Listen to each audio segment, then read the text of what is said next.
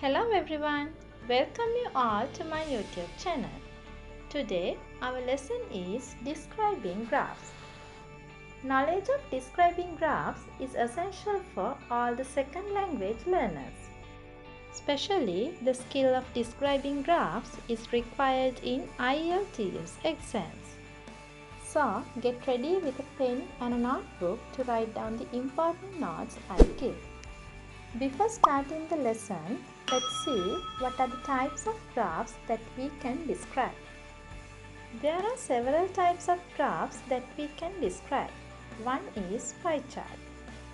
We use pie charts to show percentage or proportional data. They are good for displaying data for around 6 categories of field. Line charts. Graphs that are used to track changes over short and long periods of time are called as line charts.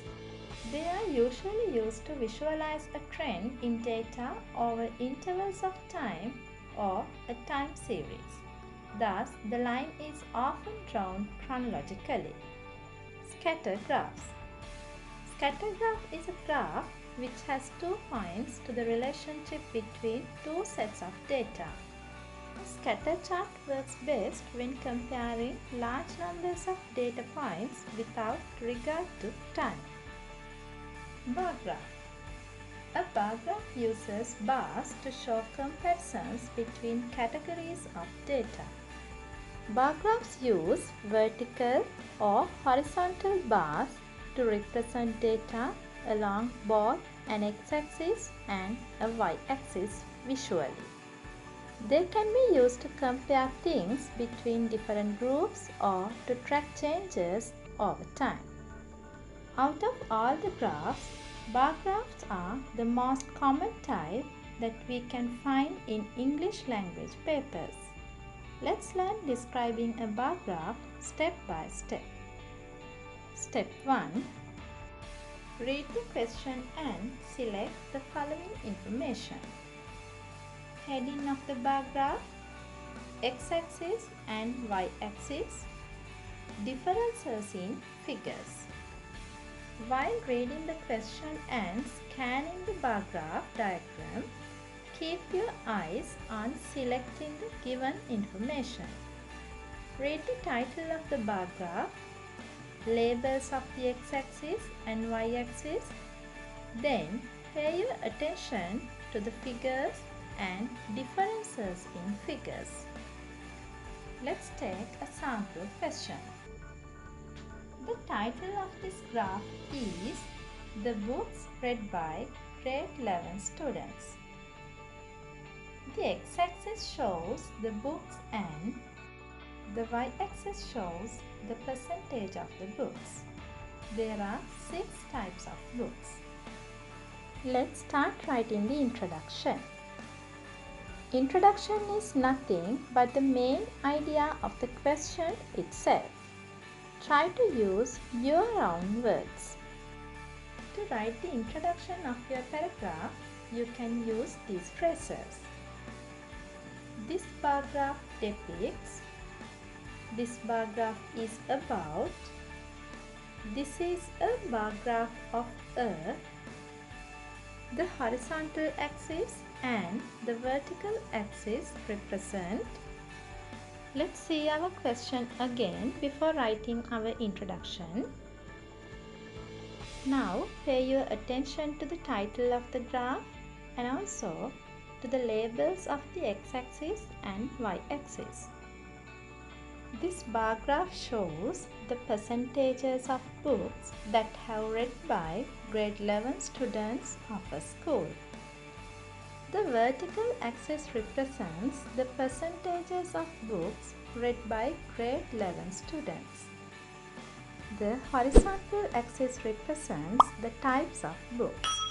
They are science texts, literary texts, short stories, novels, history books and detective stories. Now we have finished writing the introduction. Let's move to the overview. When writing the overview, make sure that your ideas are in flow and that you are writing logically. When writing the overview, you can use the words such as largest, equal, most, more, some, highest, lowest, least, majority, minority, and a few.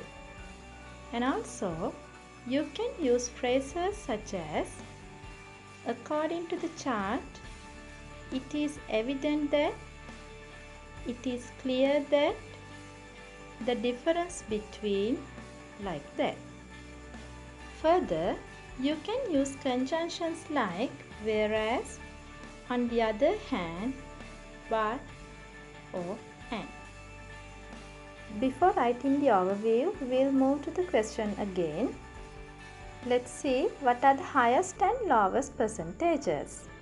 The highest is science text and the lowest is detective stories.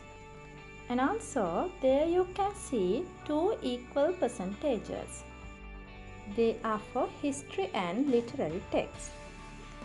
Next, we'll compare two types of text, short stories and novels. We can see 25% of students read short stories while 20% of students read novels. And also the difference between percentages of reading short stories and novels is 5%. Now I'm going to teach you how to write them in sentences in your overview. This is what I'm going to write in my overview. According to the bar graph, the highest percentage of students read science text, it is 30%. The lowest percentage of students read detective stories, it is only 5%.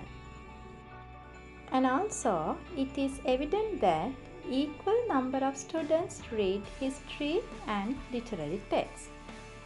Further, we can see 25% of students read short stories while 20% of students read novels. The difference between percentages of reading short stories and novels is 5%. So, it is clear that novels are read by less number of students than short stories. Okay, now let's move to the third step. It is conclusion. Here you can use one sentence but do not write your opinions. When writing your conclusion, you can use the phrases as in conclusion, to summarize, after all, or in the final analysis. Let's see our question again. Here we can see 50% of students have read subject-oriented text. So, we can say that equal percentage of students have read both subject-oriented and non-subject-oriented questions. Therefore, we can write the conclusion as the reading habit of students has not limited to subject-oriented text but also to other texts like short stories, novels and detective stories. Okay, I hope you learnt well how to describe a bar graph. If you want to learn any other topic further, please comment in the comment section. And also, please don't forget to subscribe the channel so you can easily find my new videos once they are uploaded. Thank you very much and have a nice day. This is for you.